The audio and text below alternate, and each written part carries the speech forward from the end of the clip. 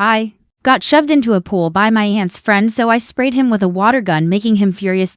We were invited to my aunt's house for Thanksgiving to celebrate since we like visiting her. After I finished eating our Thanksgiving meal, we all went into the pool except for this one guy. Let's call him Greg, who is always invited to my aunt's house since she feels bad that nobody invites him. After eating, I change into my bathing suit and I start walking over to the pool, where Greg was sitting in a chair, but he decided to stand up and sneak up behind me, shoving me into the pool very hard, causing me to fall. After this, I decided to get a little payback, so I found a water gun that my friend had and loaded it. When Greg came back, I sprayed him with the gun and he started yelling at me at the top of his lungs, calling me a piece of shit and how he pushed me as a joke and that I ruined his clothes even though he started it and I barely know him. He proceeded to complain to my mother and aunt about what happened and everyone started laughing at him for being stupid. Then he lost it and just sat down watching football for the rest of the day while glaring at me every time he saw me.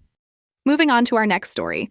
Ada for giving my son's girlfriend a budget for the dinner she's making? My son 23M graduated university back in June and he moved back across the country to live with us since he found a job in the area. He's been in a long-distance relationship with his girlfriend, Carmela, to 1F until October. She initially took a semester off from college and was living with her mom. However, she's decided she's not going back. Her mom said she would have to move out and she had nowhere to go. My son is moving into his own place in January and had invited her to move in already, saying she could get a job in the area. However, she needed to move out sooner and they both asked me if she could move in. I agree. Neither are paying rent, as I personally don't believe in charging my kids to live here, so it felt wrong to charge Carmela any. I just asked that they clean up after themselves and be respectful of everyone. They agreed. Carmela moved in after Halloween and she's been a joy to have here. She's still looking for a job. Most nights, she's offered to cook dinner to give back to us. I've always told her it's not necessary, but she insists. She's a good cook, so I tell her if she wants to, have at it. A week into her living here, she mentioned wanting to make a certain dish, but we didn't have the ingredients. I offered to give her my card so she could buy groceries. Since then, it's become a regular thing. I didn't mind it initially. She picked up my groceries as well, and it seemed to be a good deal all around. But then a couple of weeks in, she started wanting to make multiple trips a week and buy things that I normally wouldn't budget for on a regular basis, such as steak and seafood. I asked her on Sunday when she went to the store to please get everything she needed in one trip. She said okay. I thought that solved the problem. Cut to Monday night, and we finished dinner. She and my son are talking while I'm doing the dishes. Carmela mentions wanting to make steak on Thursday. My son says that sounds good. Carmela says she'll have to go back to the store. My son turns to me and says, "Mom, give her the card." I tell them no. I say I already gave her money to go shopping on Sunday and told her to get everything she needed. I also said we can't swing everyone having steaks this week, 6 people in the house,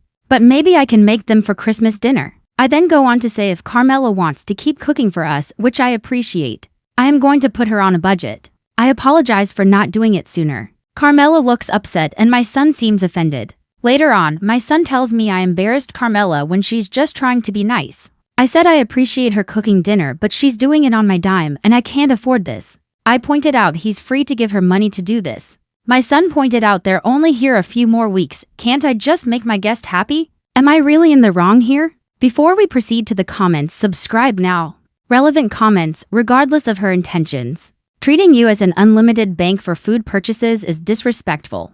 Capping your food expenses is a completely reasonable thing to do. NTA, sit down with both of them. Tell her that you love her cooking and that you'd love to sit down and plan meals with her. But you'll have to stick to a budget because you don't have a money tree in the backyard. P.S. If your son complains again, ask him if he's going to give her an unlimited food budget when they move in together. I'll bet his tune changes at that thought. Subscribe before we proceed to our next story. Manager said only by the PLANOGRAM. This started several months ago. I work as a DSD direct store delivery driver, servicing bread and cake products for a certain yellow store chain. The style provides us a rack to display our cakes on, and it has a specific planogram. Despite this, it's generally agreed that each driver can use their own discretion to stock the shelf, including items not planned for the shelf. All except for one.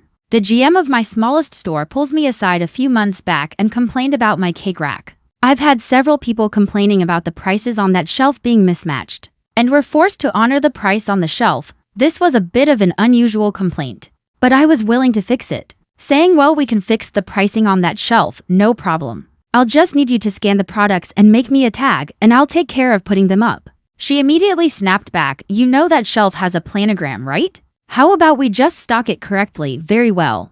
As they say, cue malicious compliance. I began stripping everything off the shelf that didn't match the tags on the rack, which meant I took everything away. The GM immediately started questioning why her most popular sales were being taken out. I just said, well, none of this is on the planogram, so I'll take it out and replace it with what's on there, like you said, dejected. She leaves me to it. This compliance has paid off twice. The first time, the same GM confronted me as soon as I arrived, advising me of holding out on her, commenting on all the nice cakes at a different location store she's never seen in her store. I reiterated that they're not on her planograms, so I can't put them in. She snaps back, well, can't we just put some in anyway? And I say with a smirk, not if there's not a spot for it, and she just tells me to carry on. The second time is when our imitation butter cookies rolled out. She begged me to give some to her store, and I asked if she had a spot for them. She says there can be room made, but I asked if there was a planogram for it. She gets mad and says, I'm tired of you using my words against me like this. I just want the seasonal stuff, and I tell her, admittedly a little pointedly, well, it's what you said. I can't do anything about it, and she just limps off. She very well could have all the fun snacks if she would just stop being a helicopter manager. Relevant comments. I worked with a D who questioned everything I did my building, he just worked in it. This happened 5 years ago and I'm still mad about this, ha ha ha. D, why do you need to replace the X equipment? Me, because it's 25 years old and past DOL. Also, why do you care? It's my budget. D, well, it's not broken and we've never had a problem with it. And I have to report on the things you spend, so it's my budget, WTF. Okay, that's not how budgets work. Me, okay, well, it's 25 years old and you can't repair it if breaks. It's $5K to replace and it can be done when the building is closed over the holidays. We have money before the FY closes. D. You aren't replacing it. Stop bringing IT up 3 months later. D. We have all sorts of problems with our faucets throughout the building, and it's affecting other equipment. We have to spend hundreds of dollars every time the vendor comes and fixes it. And then it breaks again. Why are you not getting the vendor to fix it right the first time? Me, remember when I wanted to replace that 25-year-old thing? That's the reason why. Also, now it's $7K and the lead time is 2 months from now. Also, because you removed it from my budget, we have to take money from somewhere else. D, why didn't you do this in December? Another one says, my boss asked me once, probably after this incident, lol, why couldn't we work together and that we needed to sort things out. Before it became a bigger problem, I was like, it's literally not me.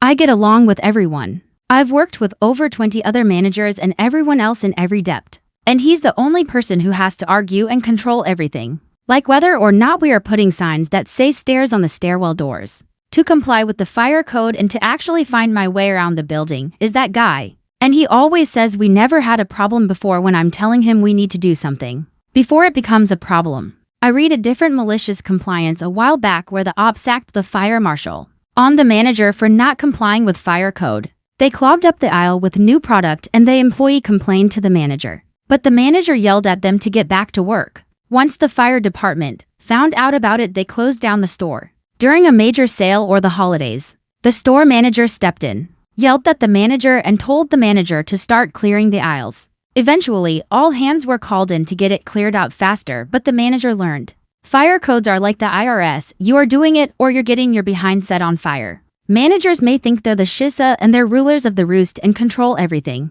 but they are nothing when it comes to fire marshals. The marshals will bring in the cops if you're being obstinate enough. After shutting down the shop until compliance is met, and that manager will have their store manager or the sweet asterisk on their ass about why they're not complying. You do not skimp on fire compliance rules, the suite, the executives, CEOs, COOs, etc. Support me by following and subscribing. Thanks.